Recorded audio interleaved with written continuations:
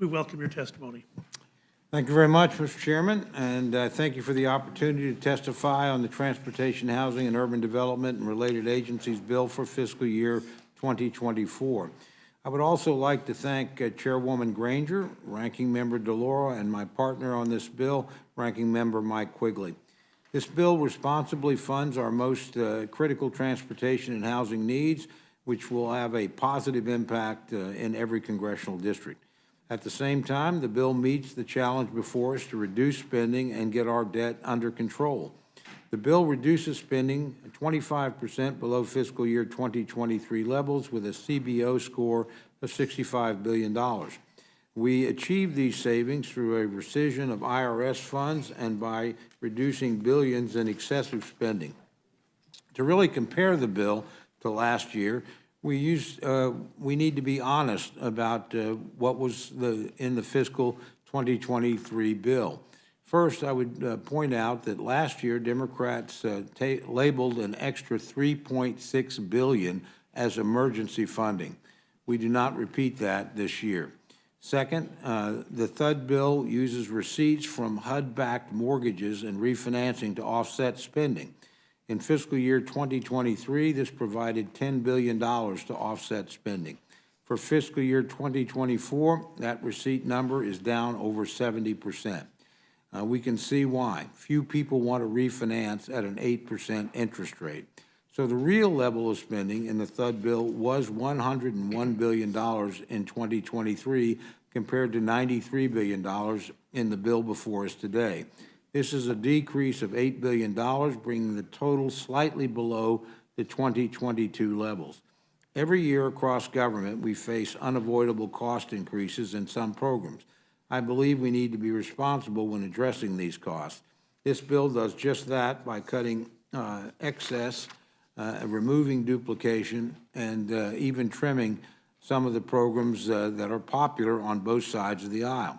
But we also made sure to prioritize the core missions of DOT and of HUD. We prioritize transportation safety on our railways, roads, and airways.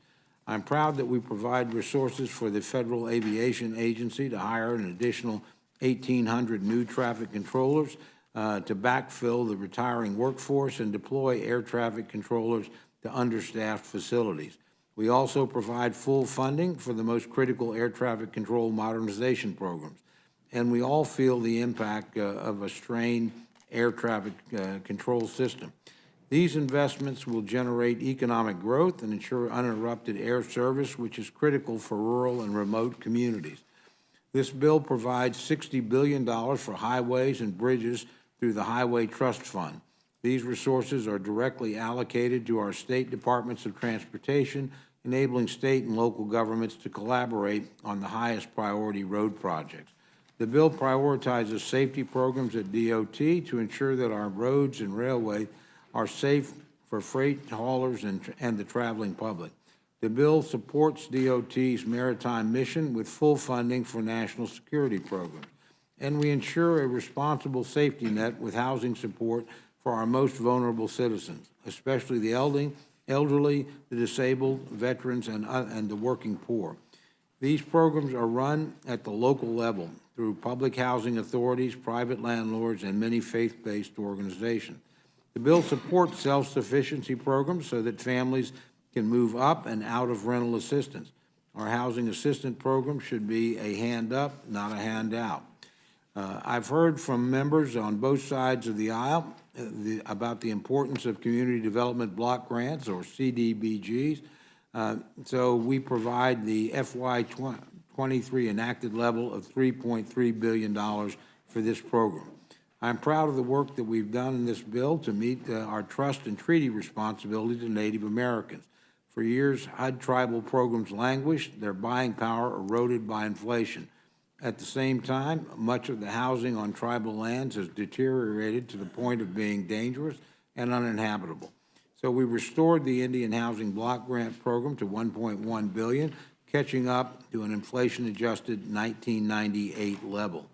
This bill includes provisions that will scale back the Biden administration's regulatory overreach. For example, we prohibit funds to implement the affirmatively furthering fair housing rule at HUD. This does nothing to impair HUD's enforcement of the Fair Housing Act, but cuts red tape for public housing authorities, who should be focused on providing safe and sanitary conditions in the housing units that they manage.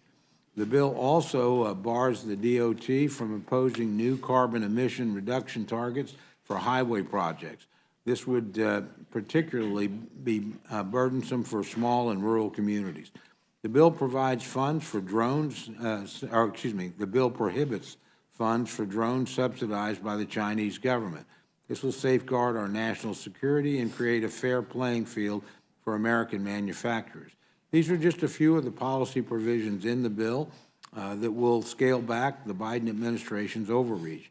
I'm pleased that we have received several amendments that will do even more to keep a check on the excesses of this administration. I want to thank members of the House for their input in the bill. We've received about 9,000 requests, and we're able to accommodate in full or in part over 2/3 of them, including community project funding for transportation infrastructure and bricks and mortar community development programs. I'm pleased that we are back at work, moving appropriations bills through the House floor under our new Speaker. It's critical that we fulfill our constitutional duty, pass the remaining appropriations bills, and get to work on negotiating with the Senate. A continuing resolution will serve no one well. This bill is an ideal example of why we must avoid putting government on autopilot. Under a CR, our air traffic control system would suffer delays because of staffing shortages. Housing assistance would be revoked from vulnerable Americans, and spending that is no longer needed from fiscal year 2023 would be carried forward for another year. We must avoid that outcome. Thank you, Mr. Chairman. I look forward to any questions you may have.